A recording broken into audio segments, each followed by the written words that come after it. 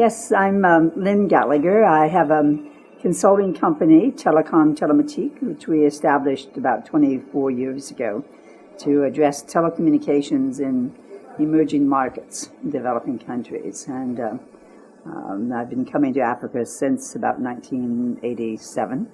But I find the development of ICT in general in Africa very dynamic, and it's been interesting for me from the early 90s and the early days of liberalization, when the markets opened up, and particularly with the cellular companies coming in, and then the data networks and the internet. I find the last 8-10 years have been just really remarkable. For me, and I have come here for 4 years now, I find it probably the most effective meeting and conference in Africa in the sector, the ICT sector. The organizers have a unique capability to find and invite absolutely the right people, the right mix of people.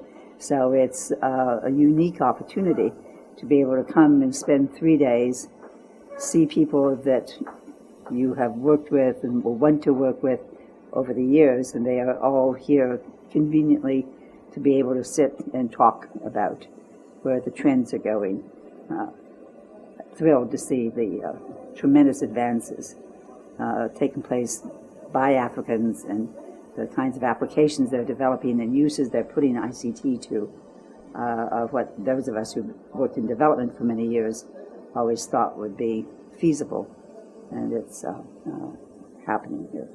Africa has changed much faster. I mean, it went from a very low point of almost zero penetration to very high penetration.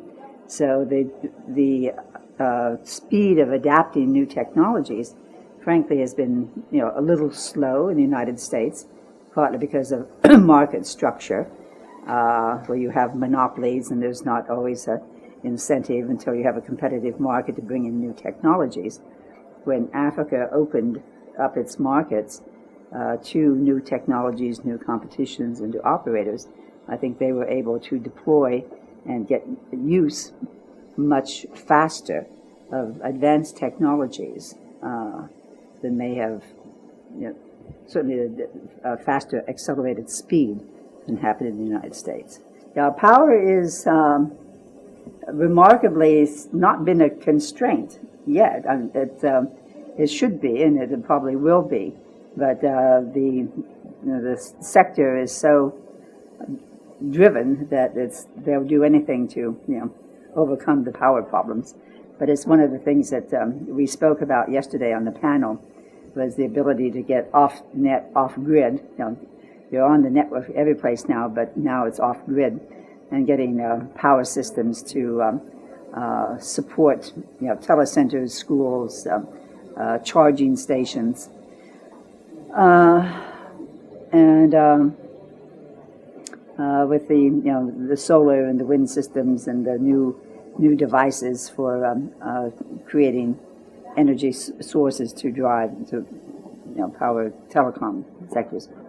I come into telecom through sort of the regulatory area, so we in the regulatory area always talk about the different regulatory directions that will be most beneficial to the development of the market. One of my colleagues here was here 12 years ago from Carnegie Mellon University, and he was consulting and wrote the law for spectrum for Kenya. And he had meetings with the minister and showed him how if he used the spectrum most efficiently and effectively, they could have millions of subscribers, not 3,000 that one might think they would have for cellular. And so they enacted that law, and Kenya has been one of the leaders in wireless communications. So it's very important to get the laws and the regulatory framework and policies correct to enable the market to. I think that with the growth of e-government, e-health, e-learning, and business now, that the IP networks are the platform that will enable this.